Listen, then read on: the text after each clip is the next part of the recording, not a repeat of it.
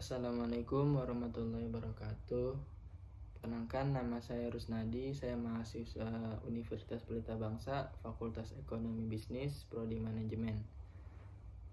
Pada kesempatan kali ini saya ingin mempresentasikan tentang sistem informasi manajemen. Sebelumnya, saya berterima kasih kepada Bapak Muhammad Ehsan, Eskom MM, selaku dosen pengampu mata kuliah Sistem Informasi Manajemen yang telah memberikan tugas kepada kami mahasiswanya untuk lebih inovatif, kreatif, dan komunikatif dalam menghadapi era digital saat ini. Baik, langsung saja akan saya mulai. Yang pertama, definisi sistem informasi manajemen. Sistem sendiri adalah suatu susunan yang teratur dari kegiatan-kegiatan yang saling berkaitan dan susunan prosedur yang saling berhubungan, yang melaksanakan dan mempermudah kegiatan-kegiatan utama organisasi atau institusi. Sedangkan informasi adalah data yang telah diproses atau diolah sehingga memiliki arti atau manfaat yang berguna. Sedangkan manajemen yaitu sebagai proses manajemen di sini proses kegiatan yang dilakukan untuk menyelesaikan suatu pekerjaan secara bersama-sama atau melibatkan orang lain demi mencapai tujuan bersama. Sistem informasi manajemen adalah jaringan prosedur pengolahan data yang dikembangkan dalam suatu sistem atau terintegrasi dengan maksud memberikan informasi yang bersifat intern dan ekstern kepada manajemen sebagai dasar pengambilan keputusan. Nah, di sini tujuan mempelajari sistem informasi manajemen sendiri memandang bahwa nilai dari informasi amatlah berharga, oleh karena itu harus dikelola dengan baik. Maka tujuan mempelajari sistem informasi manajemen adalah untuk memenuhi kebutuhan informasi umum semua manajer dalam perusahaan atau dalam subunit organisasional perusahaan, menyediakan informasi bagi pemakai dalam bentuk laporan dan output. Sistem informasi yang baik. Sistem informasi manajemen yang baik.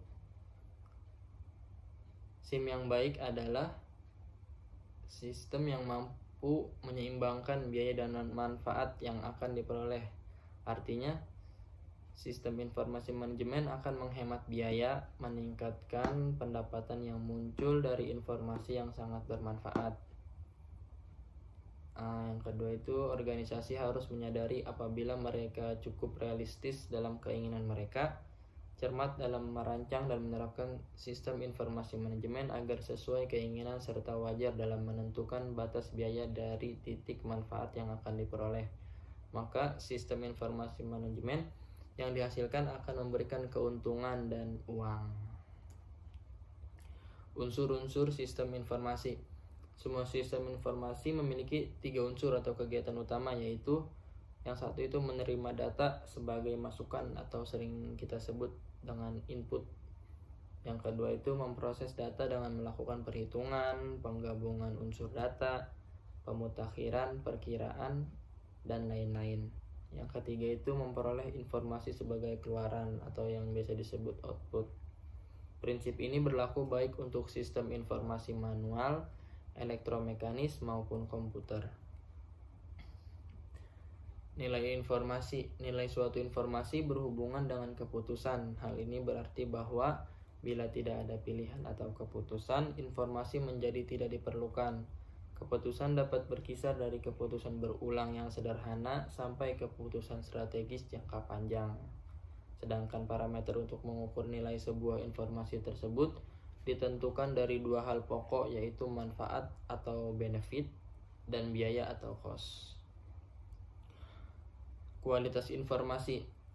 Kualitas informasi sangat dipengaruhi atau ditentukan oleh 3 hal pokok, yaitu relevansi, akurasi, dan timelines. Yang pertama ada relevansi. Informasi dikatakan berkualitas jika relevan bagi pemakainya. Pengukuran nilai relevansi akan terlihat dari jawaban atas pertanyaan, how is the message used for problem solving decision making, atau Informasi akan relevan jika memberikan manfaat bagi pemakainya. Yang kedua itu akurasi. Sebuah informasi dapat dikatakan akurat jika informasi tersebut tidak biasa atau tidak bisa atau menyesatkan, bebas dari kesalahan-kesalahan, dan harus jelas mencerminkan maksudnya. Beberapa hal yang dapat berpengaruh terhadap keakuratan sebuah informasi antara lain yaitu kelengkapan informasi, kebenaran informasi, dan keamanan informasi. Yang ketiga itu ada tepat waktu atau timelines, bahwa informasi yang dihasilkan dari suatu proses pengolahan data datangnya tidak boleh terlambat. Informasi yang terlambat tidak akan mempunyai nilai yang baik, sehingga kalau digunakan sebagai dasar dalam pengambilan keputusan dapat menimbulkan kesalahan dalam tindakan yang akan diambil. Selanjutnya ada integrasi sistem informasi, yaitu adanya saling keterkaitan antara subsistem sehingga data dari suatu sistem secara rutin dapat melintas menuju atau diambil oleh satu atau lebih sistem yang lain. Pengintegrasian sistem informasi merupakan salah satu konsep kunci dari sistem informasi manajemen. Berbagai sistem dapat saling berhubungan satu sama lain dengan berbagai cara yang sesuai keperluannya. Sifat integrasi sistem informasi dapat bersifat hierarki, yaitu pada tingkat transaksi akan memberikan masukan data kepada sistem tingkat manajerial atau sering pula dalam arah sebaliknya. Interaksi hierarki adalah paling banyak didefinisikan, diidentifikasikan dan diintegrasikan karena manajer mengetahui bahwa informasi harus diringkaskan menurut jalur hierarki di samping sistem yang bersangkutan ada di bawah satu garis komando, dan karena manajer dalam bidang fungsional akan lebih banyak mengetahui data apa yang ada dalam sistem. Keuntungan dari integrasi. Yang pertama itu ada membaiknya arus informasi di dalam sebuah organisasi, mendorong manajer untuk membagikan informasi yang dihasilkan oleh departemennya agar secara rutin mengalir ke sistem yang lain yang memerlukan. Banyak organisasi yang gagal membangun sistem informasi manajemen karena beberapa hal. Yang pertama itu kurang organisasi yang wajar. Yang kedua itu kurangnya perencanaan yang memadai. Yang ketiga itu kurang personil yang handal.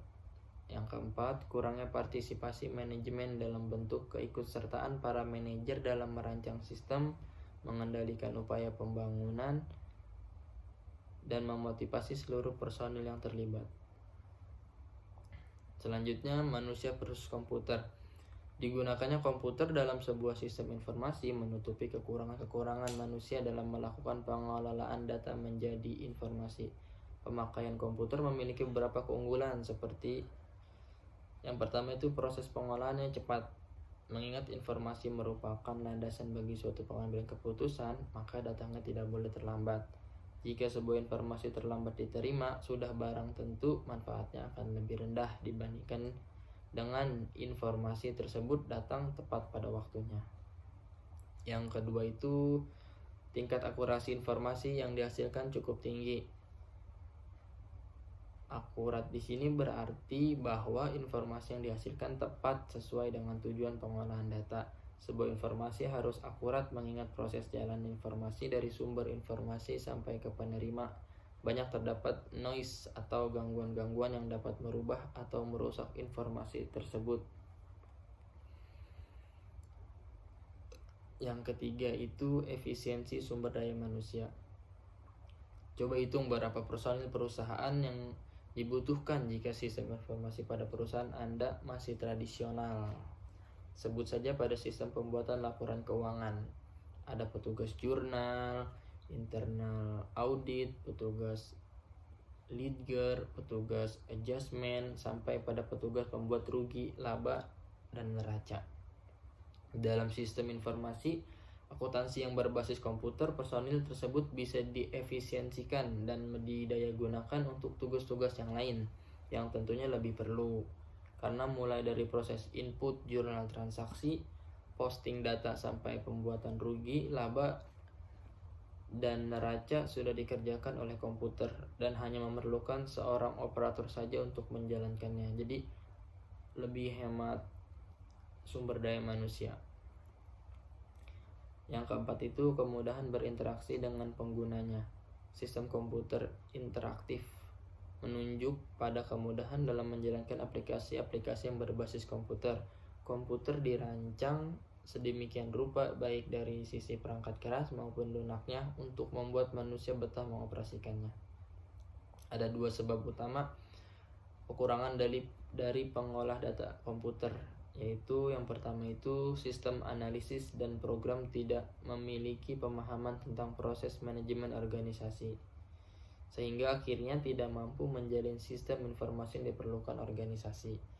Yang kedua itu ketidakmampuan untuk memahami cara berpikir manusia dalam memproses data, dengan akibat bahwa hasil program komputer tidak memproses data sebagaimana yang dikehendaki oleh manajer, sehingga tidak mampu berkomunikasi efektif dengan manajer. Selanjutnya ada Computer Based Information System atau CBIS. Dalam bahasa Indonesia disebut juga sistem informasi berbasis komputer. Merupakan sistem pengolah data menjadi sebuah informasi yang berkualitas dan dipergunakan untuk suatu alat bantu pengambilan keputusan. Dalam sistem yang dikomputerisasikan, program secara terus-menerus memantau transaksi pemasukan yang diproses atau yang baru diproses guna mengidentifikasikan dan secara otomatis melaporkan lingkungan perkecualian yang memperoleh perhatian manajemen. Semakin tinggi lapisan manajemen akan semakin cenderung menggunakan informasi yang berasal dari luar untuk tujuan pengendalian manajemen. Kontribusi CBIS ini bermanfaat untuk perkembangan sistem informasi. Yang pertama itu lebih menghemat waktu. Yang kedua itu penghematan biaya. Yang ketiga ada peningkatan efektivitas. Yang keempat ada pengembangan teknologi. Yang kelima ada pengembangan personil akuntansi. Sistem informasi berbasis komputer mengandung arti bahwa komputer memainkan peranan penting dalam sebuah sistem informasi. Secara teori, penerapan sebuah sistem informasi memang tidak harus menggunakan komputer dalam kegiatannya, tetapi pada prakteknya tidak mungkin sistem informasi yang sangat kompleks itu dapat berjalan dengan baik jika tanpa adanya komputer. Sistem informasi yang akurat dan efektif dalam kenyataannya selalu berhubungan dengan istilah computer based atau pengolahan informasi yang berbasis pada komputer. Baik, itu saja yang bisa saya sampaikan. Kurang lebihnya mohon maaf. Assalamualaikum warahmatullahi wabarakatuh.